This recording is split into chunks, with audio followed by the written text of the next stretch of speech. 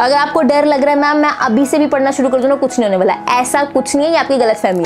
अगर आपके एग्जाम्स को 30 डेज से कम टाइम रहता है तो कॉलेज जाके टाइम वेस्ट मत करो। आपके पास कोई भी बुक आपकी यूनिवर्सिटी के प्रिस्क्राइब्ड है या कॉलेज ने दी हुई है तो उसके आपको जितने एग्जाम्पल्स हैं वो बहुत अच्छे से करने हैं, और जो भी एक्सरसाइज थ्योरी में नोट्स बना के अपना टाइम मत वेस्ट करो, जस्ट अपने पेंसिल से मार्क कर लो। अगर आपके पास एक अच्छी बुक है, आपके टीचर ने बता रखी है। Hi everyone, this is Bharti, welcome to my channel dream maths. और आज हम बात करने वाले हैं बहुत इंपॉर्टेंट चीज़ों के बारे में। आज मैं आपसे नहीं पूछने वाली आप लोगों को कितनी तैयारी होगी, नहीं पूछने वाली कि कितने सब्जेक्ट्स तैयार हो गए, कितने सिलेबस तैयार हो गए, नहीं, हम इन सब चीज़ों के बारे में डिस्कशन नहीं करने वाले।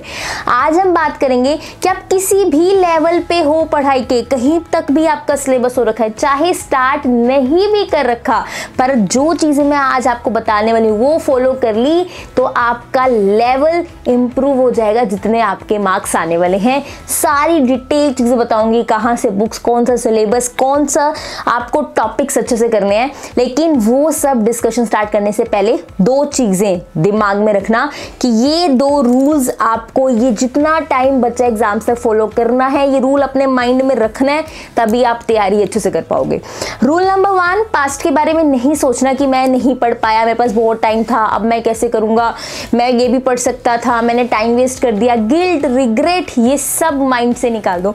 एंड सेकेंड चीज़, फ्यूचर को लेके सोचना बंद कर दो। इतना सारा सिलेबस है, मैं कैसे कर लूँगा, एग्जाम तक मेरा सिलेबस हो पाएगा, मैं जो पढ़ रहा हूँ मैं भूल तो नहीं जाऊँगा। नहीं, ना आगे के बारे में सोचना है ना पास्ट के बारे में सोचना है। सोचना है तो सिर्फ अब क्या करना है, कैसे करना है, उसके बारे में सोचना है। जो आज 3 चीज़ें, 2 चीज़ें, जो भी आपको मैं सारा सिनेरियो बताऊंगी, आपको मिला है काम करना है, बस उसी के बारे में आज सोचना है।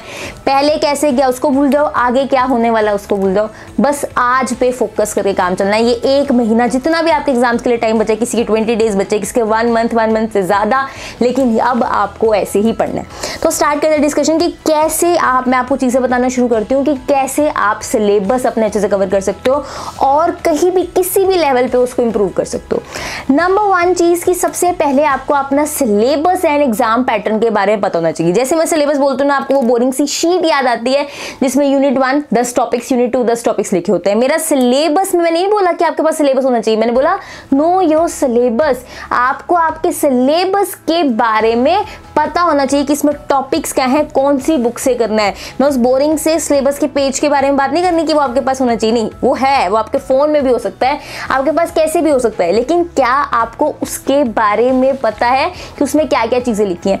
And know your exam pattern, क्या आपको पता है कि आपको यूनिट वाइज क्वेश्चन सिलेक्शन करनी है कि कोई 9 में से 8 में से 5 क्वेश्चन सिलेक्ट करने हैं, कि 2 तरह के पेपर होते हैं कि हर यूनिट में 2 क्वेश्चन आपको 1 करना है, या फिर आपके पास टोटल 8 क्वेश्चन उसमें से 5 क्वेश्चन करने हैं। क्या आपको पता है आपके एग्जाम पैटर्न के बारे में? तो जो भी तैयारी शुरू करनी है आपको, आपके सब्जेक्ट्स की कैसे कैसे पता होने चाहिए कि 5 सब्जेक्ट से 4 सब्जेक्ट्स हैं, उनके सिलेबस के बारे में पता होना चाहिए और एग्जाम पैटर्न के बारे में पता होना चाहिए। एग्जाम पैटर्न से क्या होगा, मान लो आपको 8 में से 5 क्वेश्चंस करने हैं, तो आप पूरा सिलेबस थोड़ी ना करोगे, मतलब आपके पास पूरे सिलेबस मान लो 12 चैप्टर्स हैं, तो आपको अगर पेपर में जाके 8 में से 5 क्वेश्चन ही अटेम्प्ट करने हैं तो आप 12 के 12 चैप्टर्स नहीं करने वाले हो।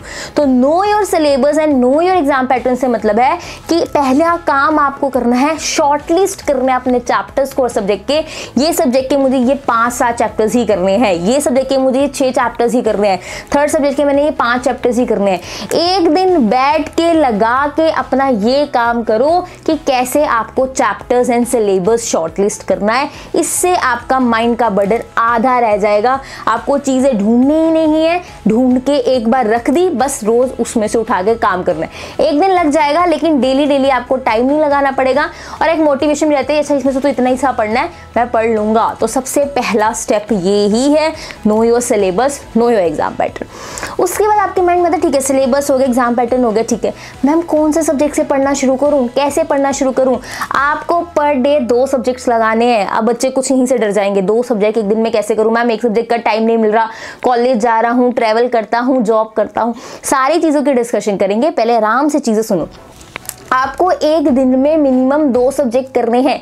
एक सब्जेक्ट जिसमें लर्निंग बहुत ज़्यादा है, जिसमें आपको थ्योरी पढ़नी पड़ती है, जिसमें आपकी हेडिंग्स हैं, सब हेडिंग्स पे ध्यान देना पड़ता है। एंड सेकंड सब्जेक्ट जिसमें आपको लिखना पड़ता है, जैसे होगी आपका मैथ्स हो गया, अकाउंट्स हो गया, ऐसे सब्जेक्ट्स। तो 2 सब्जेक्ट्स लेने हैं, एक जिसमें आपको पढ़ना है, एक जिसमें रिटन वर्क आता है। सुबह उठ के आपको ऐसा सब्जेक्ट करना है जिसमें आपका माइंड बहुत ज़्यादा लगता है, प्रैक्टिकल सब्जेक्ट में जिसके फॉर्मूलाज लर्न करना है, जिसमें कैलकुलेशंस करनी है। एंड कॉलेज से आके शाम को वो सब्जेक्ट करने हैं जिसमें माइंड थोड़ा ज्यादा ना लगे, सिर्फ चीजें रीड करके समझनी है, कैलकुलेशंस नहीं करनी। अगर आपके एग्जाम्स को 30 डेज से कम टाइम रहता है तो कॉलेज जाके टाइम वेस्ट मत करो।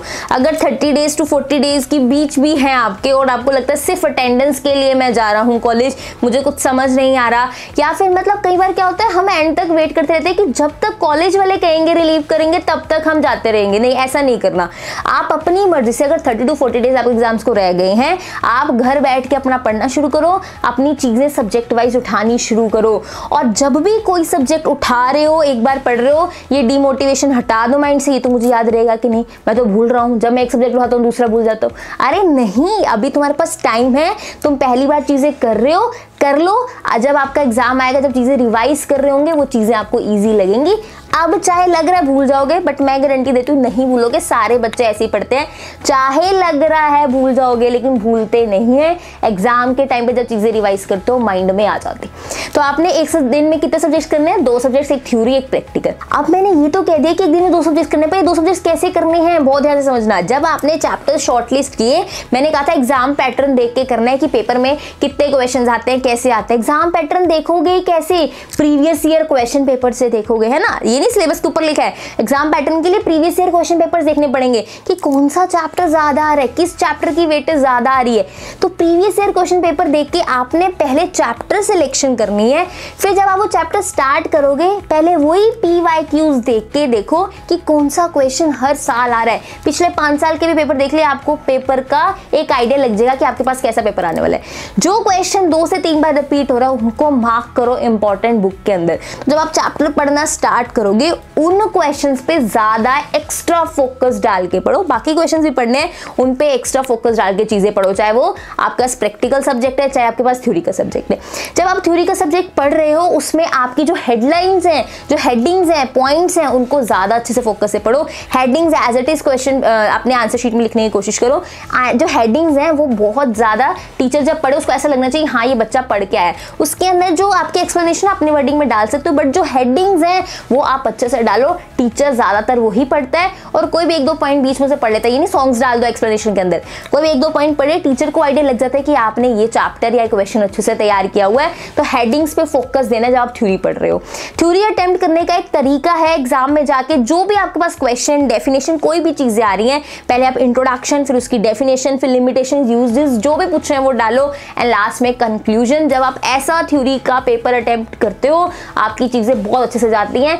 चेक करने वाले को भी पेपर में मजा आता है, और उसको आप उसको चेक करने वाले को कॉन्फिडेंस में ले लेते हो, हाँ मुझे पेपर आता है। वो बहुत रिलैक्स मोड में आपका पेपर चेक करता है और आपको मार्क्स भी देता है। मैंने ये सारी डिस्कशन की थ्योरी का पेपर, प्रैक्टिकल पेपर कैसे अटेम्प्ट करते हैं, एक अलग अलग वीडियोस बनाई हुई है, चैनल पे चेक कर सकते हो। कोई भी चीज सर्च करनी हो, साथ में ड्रीम मैथ्स लिख दिया करो, आराम से वीडियो आगे आ जाएगी। अब बात करते हैं प्रैक्टिकल सब्जेक्ट की तैयारी कैसे करनी है। आप कोई भी नया मेथड सीख रहे हो, उसके 5 क्वेश्चंस मिनिमम प्रैक्टिस करने हैं।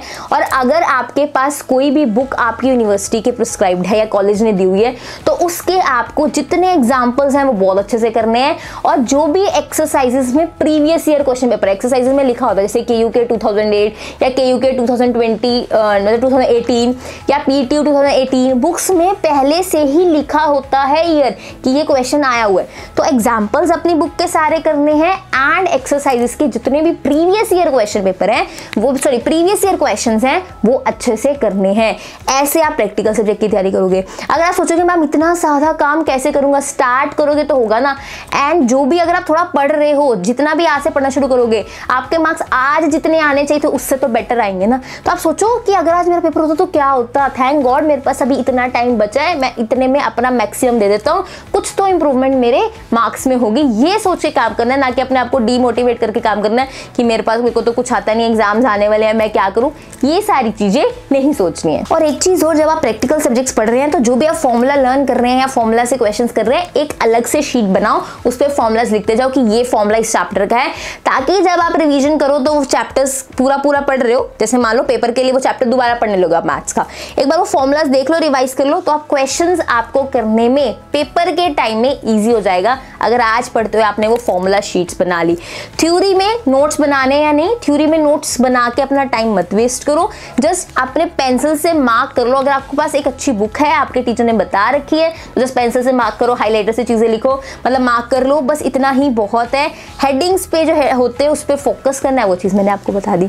लेकिन अब ये नहीं सोचना जो होगा देखा जाएगा। जब वो टाइम आता है ना एग्जाम्स करके, हम सोचते हैं जो होगा देखा जाएगा, कर लेंगे कुछ तो नहीं, ऐसा तब देखा नहीं जाता। जब रिजल्ट आता है फिर वो हमसे रिजल्ट देखा नहीं जाता। अब आपको री लेनी ही नहीं है। और जो बच्चे 5th सेमेस्टर में हैं, अब 6th सेमेस्टर का देना है, अगर अब आपकी री आ गई तो आपका पूरा साल खराब जाएगा, आपको नेक्स्ट टाइम क्वेश्चंस पेपर्स का वेट करना पड़ेगा।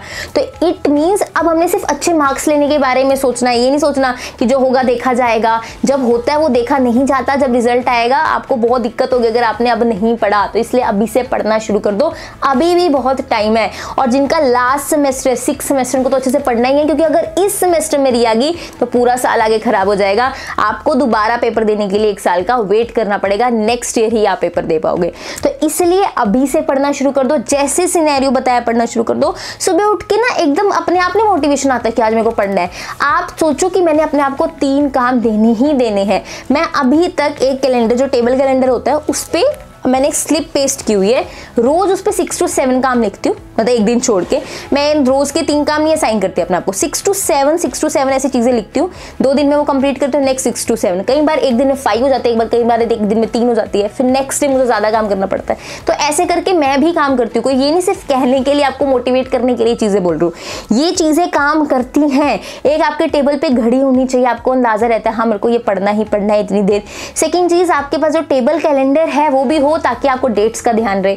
और उस पर एक स्लिप जो टाइम टेबल की, टाइम टेबल नहीं कह सकती मैं उसको कि मैं अपने आपको काम असाइन करती हूँ, वो होनी चाहिए, ताकि आपको सोचना ना पड़े नेक्स्ट काम क्या करना है। ये हो गया, अच्छा ठीक है नेक्स्ट ये है, आप अपने मूड के अकॉर्डिंग वो चीजें कर लो। लेकिन आपको पता होना चाहिए कि ये 3 काम तो करने, चलो अभी नहीं तो थोड़ी देर तक, लेकिन आज ये 3 काम करे बिना मुझे नहीं सोना है। और अगर आपको डर लग रहा है मैम मैं अभी से भी पढ़ना शुरू कर दूं ना, कुछ नहीं होने वाला, ऐसा कुछ नहीं है, ये आपकी गलतफहमी है।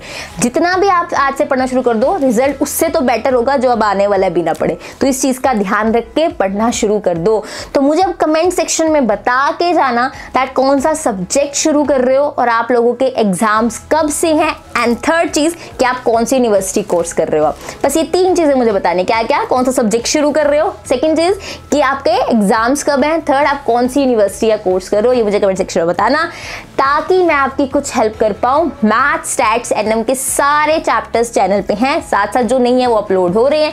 आपके कोर्स के अकॉर्डिंग आपको प्लेलिस्ट प्रोवाइड कर पाऊं, इसलिए मैं आपको कह रही हूँ कि अपना कोर्स एंड यूनिवर्सिटी मेंशन करके जाना, आपकी हेल्प ही होगी, आपकी हेल्प के लिए पूछा जा रहा है। I hope you like this video and पढ़ना शुरू करोगे आज से। अरे आप बहुत इजीली चीजें कर सकते हो, बहुत पोटेंशियल है आप में।